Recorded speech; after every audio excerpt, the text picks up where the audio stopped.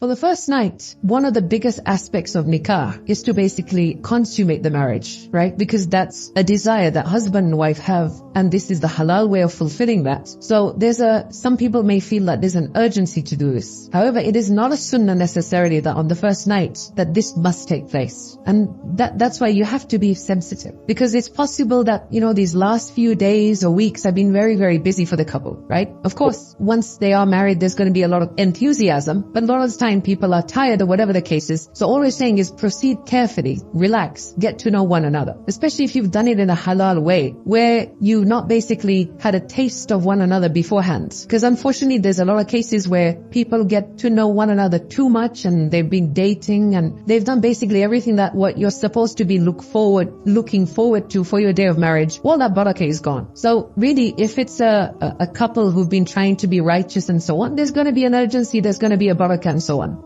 You want to try to break the ice, right? You want to try to break the ice, get comfortable with one another. And generally, if you've done your due diligence, if you found somebody who you think is compatible, you've made the inquiries, you've tried to understand a personality through other people and so on, and you've made a bit of investment like that, then basically, once the nikah has been done, husband and wife become halal for one another. One of the things that you should avoid is you should not be playing hard to get. Otherwise, it could leave a lasting negative impression on the other. So if the husband just plays hard to get or the wife plays hard to get, it's just not, you're halal for one another. You should basically be both giving it your full. Generally, the advice is women should not play hard to get and men should take it easy, because generally those are the problems. Obviously, when somebody's still a relative stranger, you may be a bit uncomfortable how far we can go. And of course, there's the natural inhibition, the natural haya that somebody has. You don't expect on the first day just to reveal it all, as they say, right? There could be a natural inhibition or a reservation at this stage. So you need to take it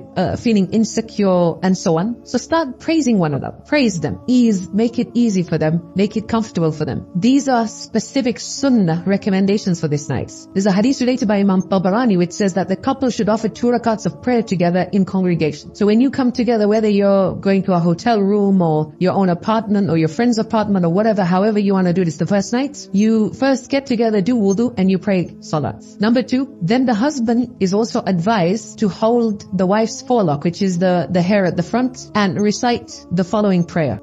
The wife can also make this dua. Because the Prophet ﷺ is speaking to men, he said it to her. He said, Allahumma inni as'aluka khayraha, and she would say khayrahu instead, right? Wa khayra ma jabaltaha alayh. Wa a'udhu bika min sharriha wa sharri ma jabaltaha alayh. And if she's reading it, she'll just change the ha to hu instead. Basically, it just means, oh Allah, I ask you for the good in her or him, and the good you have predisposed her to or him. And I seek your protection from her evil or his evil, and the evil you have predisposed her or him to. This should inshallah keep the shaitan away and protect you from any ill that may come about. Number 3, it could be a recommendation at this point to give a special gift. This is when I think the marital gift should be given. Not mahar, but a special, private, personal gift. And preferably give something that they will remember forever, right? A box of chocolates will be eaten up, because the Prophet ﷺ said, give gifts to one another, and that will create love. And this is the person you will create love with. So use everything that the Prophet ﷺ is encouraged to create love with. Now, if you're already married and you didn't do this, you can still have a special night and say, let's do this again, let me give you a gift. Number 4, this is from the sunnah. The husband could also offer his new bride something to drink, a nice juice or something, or anything, even water. Okay, number 5, this is where nobody else should be there afterwards, obviously, because if they decide to get intimate and make love, the couple then should first recite